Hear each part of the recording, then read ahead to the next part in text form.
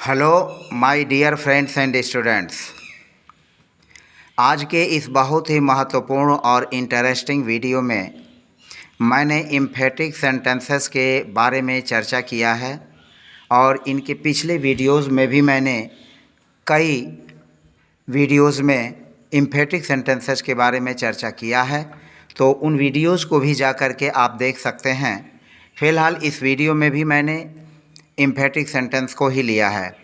तो सबसे पहले स्ट्रक्चर को समझने के पहले और वाक्य को हिंदी से इंग्लिश में ट्रांसलेट करने से पहले हम दो तीन वाक्यों को एज ए एग्जाम्पल जो हमने लिया है उसके बारे में पहले थोड़ी चर्चा कर लेते हैं। तो हमें वाक्यों का स्ट्रक्चर, वाक्य की बनावट और उसके आधार पर हमें हिंदी से इंग्लिश बनाने में काफ़ी सहूलियत होगी। तो मुझे उम्मीद है और मुझे पूरा विश्वास है कि आप वीडियो को बिना स्किप किए हुए देखेंगे ताकि आपको चीज़ें आसानी से और सरलता से, सहजता से समझ में आ जाएं। तो फ़िलहाल समय को ज़्यादा अतिरिक्त न लेते हुए हम वीडियो को शुरू करते हैं। हमारा पहला वाक्य है, जैसा कि आपको स्क्रीन पर दिख भी रहा है, गांव गांव गंदा है। और फिर हमने दूसरा जो वाक्य लिया है, कण कण बहुत महत्वपूर्ण है। इन दोनों वाक्यों में आप देखें तो गांव और गांव यह दो बार है, पुनरावृत्ति है। एक बार गांव, फिर गांव के बाद हमने यहाँ हाइफन का यूज किया है, फिर गांव लिखा गया। तो गांव गांव, गांव जो है हमारा नाउन है और यह जो गांव है यह भी नाउन ही है, यह दोनों नाउन है। इन दो नाउन्स के बीच में हाइफन आया हुआ है और ये वाक्य के, इस पूरे वाक्य के, गांव गांव गंदा है, इस पूरे सेंटेंस के, इस पूरे वाक्य के यह गांव गांव सब्जेक्ट है, यानी एज अ सब्जेक्ट काम कर रहा है। और सब्जेक्ट के रूप में यह जो है कर्ता के रूप में हम कर्ता को ही जोरदार बनाते हैं। और यह दोनों नाउन्स, गांव और गांव, दोनों नाउन्स यानी संज्ञा प्लस संज्ञा वाक्य में एज अ सब्जेक्ट काम करते हैं। दूसरा वाक्य लीजिए, कण कण बहुत महत्वपूर्ण है। तो कण यह भी हमारा संज्ञा है, नाउन है, और कण यह भी हमारा नाउन है, यह भी संज्ञा है, यह भी संज्ञा है और यह भी संज्ञा है। यह नाउन जो है यह भी संज्ञा है। तो ये दो नाउन्स के बीच में जो कण कण है, जो दो नाउन्स के बीच में हाइफन लगा हुआ है, तो ये दोनों नाउन्स इस पूरे सेंटेंस के सब्जेक्ट का काम करेंगे। अर्थात नाउन हाइफन नाउन वाक्य में जोरदार ढंग से कर्ता को उपलब्ध कराते हैं, या यूँ कहें कि ये इस पूरे वाक्य के जोरदार कर्ता हैं, इनको हम कर्ता को जोरदार बना देते हैं। तो इस तरह से आपने देखा। एक और उदाहरण ले लेते हैं, जैसे अंग अंग मजबूत है। अंग अंग मजबूत है, इन दोनों नाउन्स के बीच में हाइफन का प्रयोग करके हमने इस पूरे सेंटेंस में जो अंग अंग है एज ए सब्जेक्ट, इसको हमने जोरदार बना दिया। और ये दोनों नाउन्स सब्जेक्ट की तरह से सब्जेक्ट का काम करते हैं। तो ऐसे वाक्यों को हम हिंदी से इंग्लिश कैसे बनाएंगे, आप आसानी से इसको देख सकते हैं। हम लिखेंगे ईच एंड एवरी, सबसे पहले लिखेंगे ईच एंड एवरी, उसके बाद नाउन जो है हमारा हो जाएगा, जो अगर कोई और नाउन आया हुआ है तो यह नाउन का यूज कर लेंगे, मतलब ईच एंड एवरी का तो यूज करेंगे ही। और जो नाउन्स गांव गांव, कण कण, अंग अंग, खेत खेत, बच्चा बच्चा, इस तरह का आएगा तो वहाँ हम नाउन का यूज कर लेंगे। फिर हमारा रहेगा वर्ब, वर्ब के बाद अदर सब्जेक्ट अगर है वाक्य में तो हम अदर सब्जेक्ट का भी यूज कर लेंगे। तो इस तरह से इस पूरे वाक्य का यह स्ट्रक्चर होगा और इसी स्ट्रक्चर के आधार पर हम वाक्यों को बना लेंगे। अब यहाँ देखें, जैसे पहला वाक्य है गांव गांव गंदा है, तो हम स्ट्रक्चर के आधार पर लिखेंगे ईच एंड एवरी। तो यहाँ लिखते हैं each, each and every, each and every, और फिर लिखेंगे village, each and every village, गांव गांव, ईच एंड एवरी विलेज, गांव गांव is dirty, each and every village is dirty. हो गया।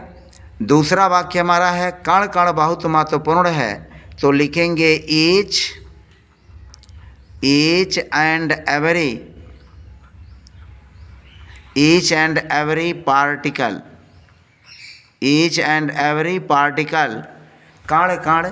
और फिर हमारा वर्ब हो गया ईच एंड एवरी का यूज हो गया, फिर हमने पार्टिकल नाउन का यूज कर लिया, तो ईच एंड एवरी पार्टिकल, फिर इसके बाद हुआ वर्ब, और अदर वर्ड्स में आ जाएगा वेरी इम्पॉर्टेंट, अदर वर्ड में हो जाएगा very important. Each and every particle is very important. फिर अगला वाक्य देखें, अंग अंग मजबूत है, अंग अंग मजबूत है, तो इसको अगेन हम लिखेंगे each and every, each and every limb, each and every limb, limb हमारा नाउन हो गया, ईच एंड एवरी हमने स्ट्रक्चर के हिसाब से लिखा, तो each and every limb is verb हो गया, और फिर लिख लेंगे strong, each and every limb is strong, मजबूत है, अंग अंग मजबूत है। खेत खेत पानी से भरा हुआ है, खेत खेत पानी से भरा हुआ है, तो इसको हम लिखेंगे each and every field, each and every field is, और भरा हुआ है, भरा है, is full of water, each and every field is full of water, खेत खेत पानी से भरा हुआ है। बच्चा बच्चा दूध हेतु चिल्ला रहा है, बच्चा बच्चा दूध हेतु चिल्ला रहा है, तो हम इसको लिखेंगे बच्चा बच्चा, each and every, each and every child, each and every child is, each and every structure के हिसाब से चाइल्ड नाउन का काम करेगा, इज वर्ब हो गया, तो each and every child is crying, continuous tense का है, तो इज क्राइंग फॉर, और यह हो जाएगा milk, is crying for milk, each and every child is crying for milk, each and every child is crying for milk. गाँव गाँव उदास लगता है, तो इसकी इंग्लिश देखिए, गाँव गाँव उदास लगता है, तो हम गाँव गाँव उदास लगता है लिखेंगे each and every village, each and every village, लगता है तो लगता के लिए हम लुक्स का यूज करेंगे, each and every village looks, looks means लगता है, तो each and every village looks, क्या लुक्स लगता है, उदास, तो हम लिखेंगे sad, each and every village looks sad. अगला देखें, देश देश दिन दूनी रात चौगनी उन्नति कर रहा है, तो देश देश दिन दूनी रात चौगनी उन्नत कर रहा है, दिन दूनी रात चौगनी उन्नत कर रहा है, तो हम इसको लिखेंगे each and every, each and every country, each and every country, देश देश कंट्री नाउन हो गया, ईच एंड एवरी स्ट्रक्चर के हिसाब से, फिर उसके बाद उन्नत कर रहा है, तो ईज वर्ब हुआ, और main verb progressing, each and every country is progressing, कैसी उन्नत कर रहा है, दिन दूनी रात चौगनी, तो इसके लिए हमारा प्रयोग होता है by lips and bounds, by lips and bounds, by lips and bounds means हो जाएगा दिन दूनी रात चौगनी, तो each and every country is progressing by lips and bounds. गली गली साफ की जा रही है, तो इसको लिखेंगे each and every lane, each and every lane साफ की जा रही है, पैसिव वॉइस का वाक्य है, तो each and every lane is being cleaned, is being cleaned. Each and every lane is being cleaned. Each and every lane is being cleaned. गली गली साफ की जा रही है. Each and every lane is being cleaned. हमारा next sentence है 9. शहर शहर की सड़कें साफ दिखाई दे रही हैं, तो इसको हम लिखेंगे each and every roads of the city. ध्यान रखें, each and every roads of the city looks clean. Looks clean, साफ दिखाई दे रही हैं. लुक्स क्लीन, यह क्लीन है, डी नहीं है. Looks clean, looks clean. फिर हमारा अगला वाक्य है पेड़ पेड़ हरा है.